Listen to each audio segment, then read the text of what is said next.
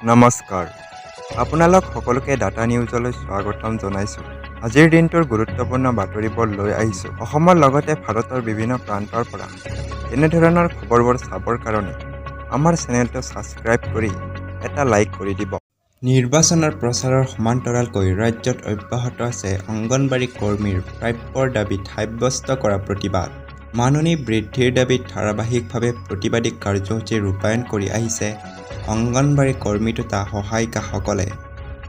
এইবাৰ বেতন বৃদ্ধিৰ দাবীত ৰহাৰ শিশু সংসদ উন্নয়ন প্ৰকল্প বিষয়াৰ কাৰ্যালয়ৰ সন্মুখত মঙলবাৰে প্ৰায় অৰ্ধশতাধিক অংগনবাড়ী কৰ্মী আৰু সহায়িকাই এক প্ৰতিবাদী কাৰ্যসূচী ৰূপায়ণ কৰে। মজুৰি হিচাপে অন্তত দিব লাগে আৰু তাৰোপৰি আমাৰ যিটো কামৰ বুজা দিছে, অসংখ্য কামৰ বুজা চবতে লাগে, মানে স্বাস্থ্য বিভাগতো লাগে, সকলো ক্ষেত্ৰতে লাগে, কিন্তু যিবোৰ কাম কাজ হৈছে